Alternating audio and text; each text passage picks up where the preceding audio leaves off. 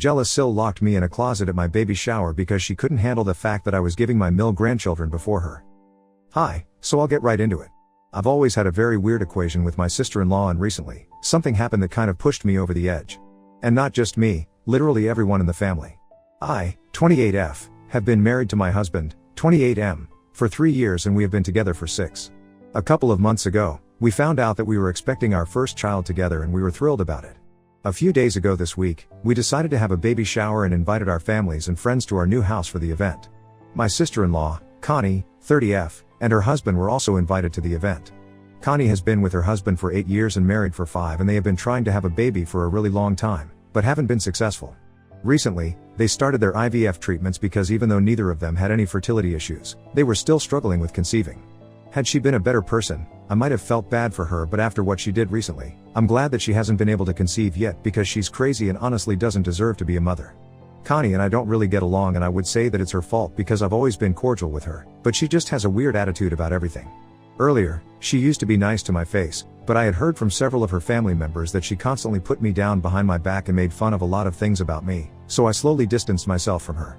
And then, eventually, we got to the point where we were only nice to each other for the sake of our family and nothing more. So inviting each other to events was more of a formality, and we knew it.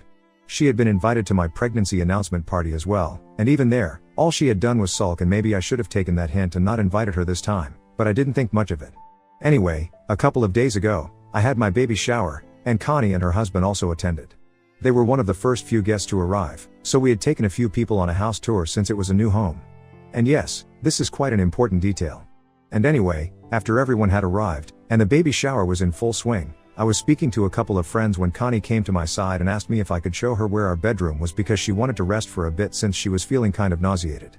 I thought that it was quite strange that she had come to me and not her brother, but since I was busy with my friends and also because I was heavily pregnant, I told her to find my husband and ask him, since I really didn't feel like getting up.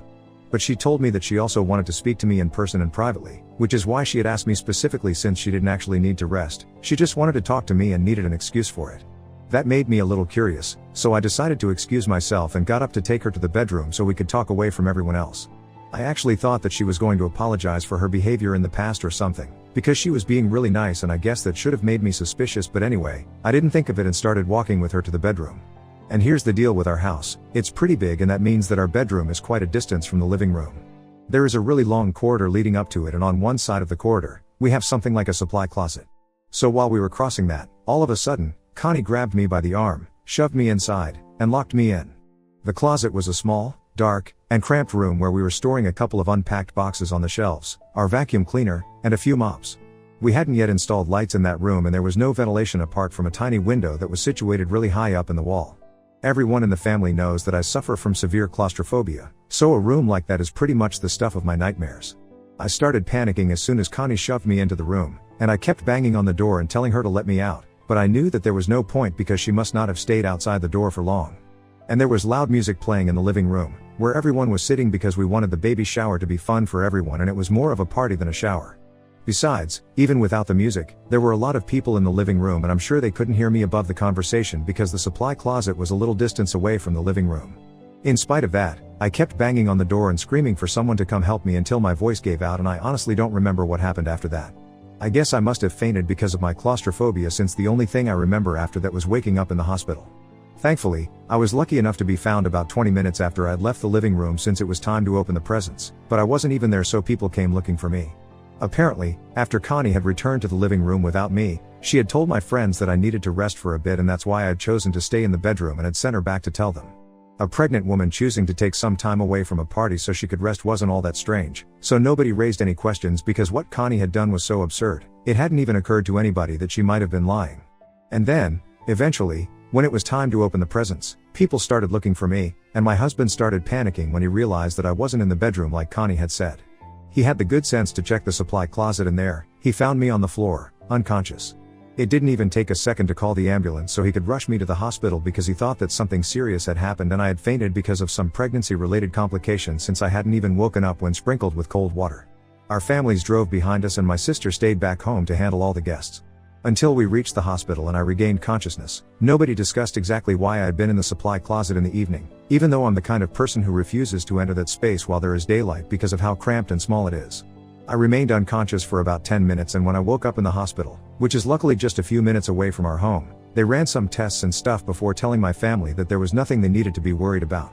I'd just been knocked out cold because I had probably been in a very stressful situation and my blood pressure had dropped to a dangerously low level. That bit wasn't surprising because ever since I got pregnant, I had been having a lot of trouble with my blood pressure and the way it was fluctuating constantly. And I guess the claustrophobia and the panic attack must have triggered me somehow, which is why I ended up fainting and remaining unconscious for 10 whole minutes. After I came to my senses, they took me home and my sister made sure that all the guests were served food and told them that I was completely fine so they wouldn't worry. Once I had come back home, nobody was in the mood to have fun anymore, so everyone went back home and it was just me and our families who stayed so we could get to the bottom of what had happened. I felt exhausted, so even though I remembered exactly what had happened, I was in no mood to relive it and I just wanted everyone to leave so I could go to sleep. But luckily for me, my friends who had been speaking to me before I left the room with Connie had heard the conversation between me and her, and they knew that it was Connie who had taken me out of the living room so we could go to the bedroom. And in all likelihood, she was the one responsible for this, so before they left, they had told my husband about it. They didn't bother me that evening, but the next morning, I found out from my husband that he had confronted Connie before the family had left, and while I was resting in the bedroom, they had been arguing in the living room. Our families were there and so was he, and Connie kept denying that she had anything to do with locking me in the supply closet. She claimed that she had gone with me to the bedroom to apologize for always being cold and a bit mean to me all the time, and apparently we had made up for the last couple of years. Then, I told her that I wanted some time away from the party, so I stayed in the bedroom and she came back. So she really had no idea why I had ended up in the supply closet and denied having anything to do with it.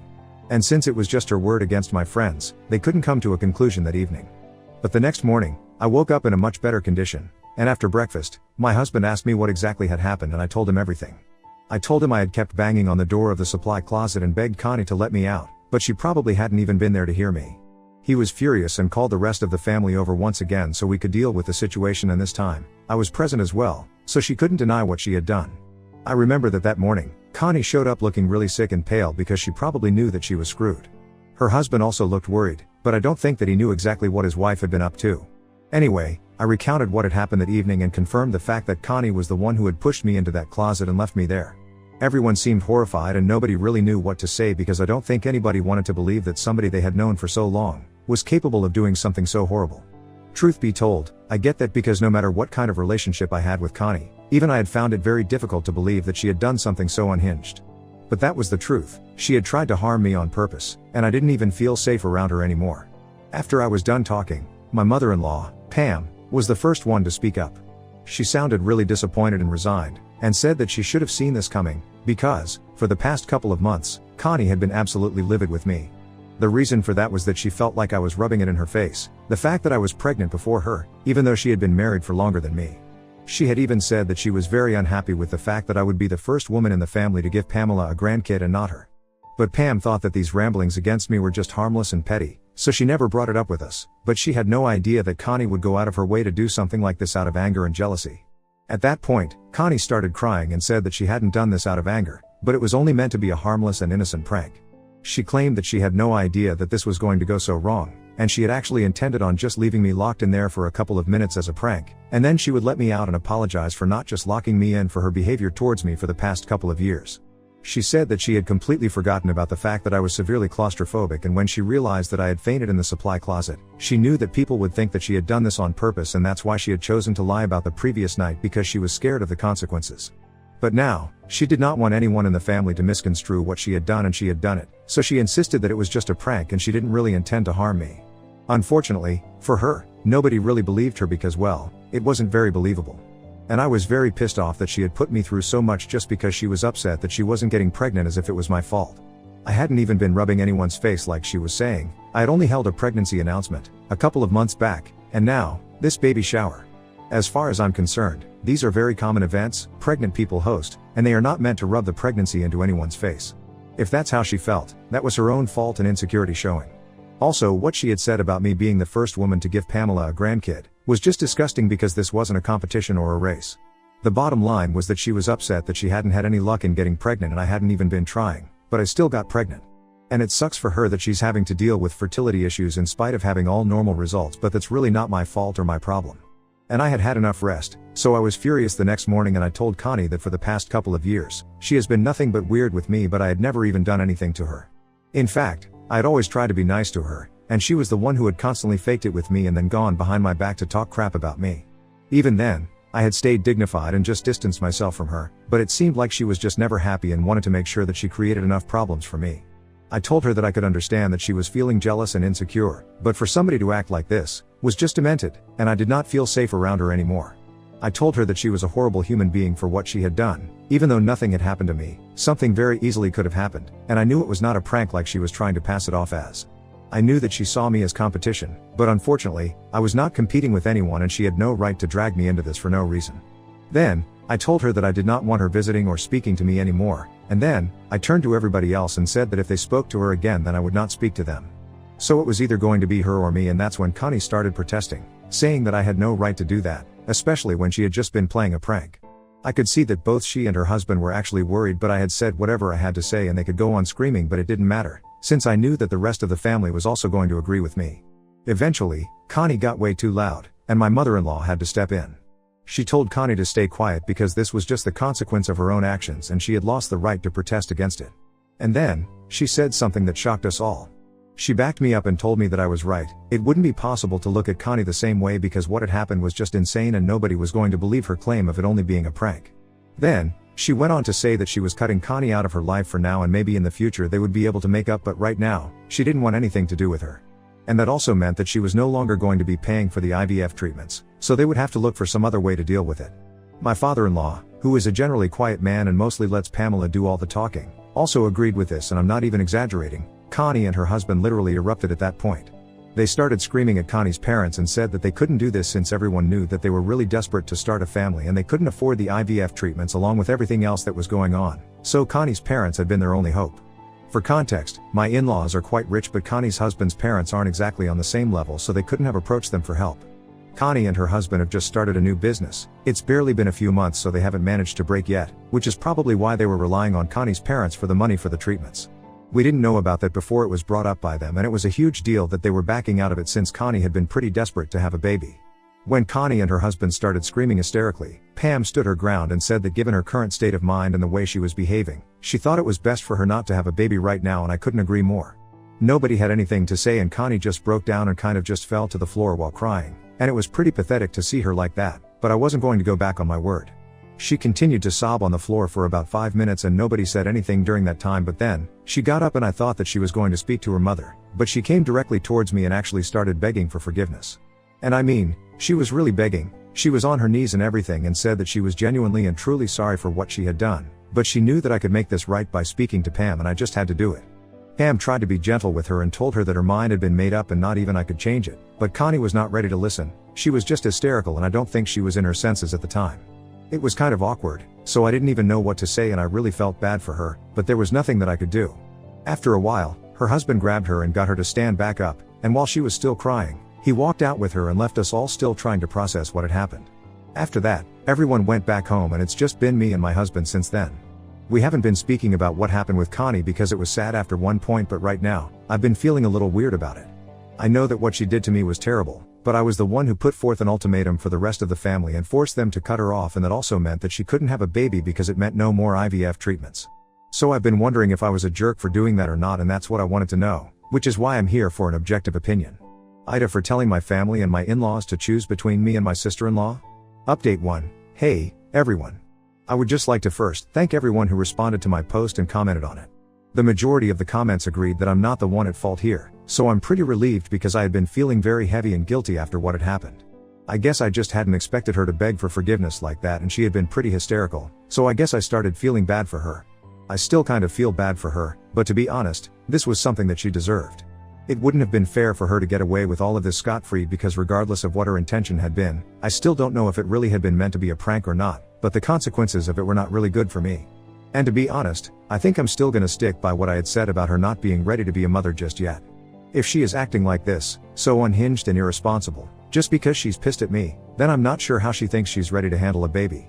It's very obvious to me, and I think it's clear to Pam as well, that Connie has some serious issues, so until she deals with that, I think it's better for her to stay away from motherhood. I've spoken about this with my husband, and I told him that I have been feeling really bad about what happened with Connie, but he told me not to worry about it. Apparently, his sister had always been a bit of a hothead, but everyone had thought that she had left that kind of behavior back in her teens. She used to be one of your typical vindictive mean girls back in high school and even in college, but this was not just mean, this was downright cruel. And I knew that she had always had a mean streak in her, but for her to manifest in waves like this, I don't think anyone had seen that coming. Anyway, my husband reassured me, and after that, I felt considerably better about all of this. So I'm gonna try and put it all out of my head now and just focus on having a happy rest of my pregnancy. Update 2. Hey. So 8 days have passed since my baby shower, and since the event didn't exactly end well, we hosted a formal dinner for everyone tonight to make it up to them, and obviously, Connie and her husband were not invited this time. I hadn't opened any of the gifts, so I decided to open them today, with all my friends and family around me. We were all having quite a nice time until dessert was served, because that was the time around which Connie decided to make a post on social media, calling me out on my behavior. Yeah, the irony is astounding that after everything that has happened, she is the one who is calling me out. I had blocked her shortly after the incident had taken place, so I didn't know about the post, but she had tagged a couple of my friends and a few family members on it, so they were notified and read it out to me. It was ridiculous. She had posted that apparently I had always been in competition with her, and I had really thought that I won when I got pregnant before her. And she acknowledged the fact that she had lost her temper a couple of days back, during my baby shower, and had locked me in the closet, but my way of retaliation has been a lot more severe than what she had done. She posted that I had forced her family to cut her off and made sure that she wouldn't be able to get pregnant by convincing her mother not to contribute to her IVF treatments anymore. But unfortunately, my plan was not going to work, because they had decided to pay for the IVF treatment themselves and they were definitely going to have a baby. So the rest of the family could cut her off, but it was not going to make a difference to her because she was determined to become a mother and start her own family. And that family would be far better than the one she was born in. Since apparently her both family was too busy, sucking up to me instead of looking after the only daughter that they had. I tried really hard to feel offended at that post, but honestly, it was just such a huge joke that I ended up laughing at it and everyone else followed me.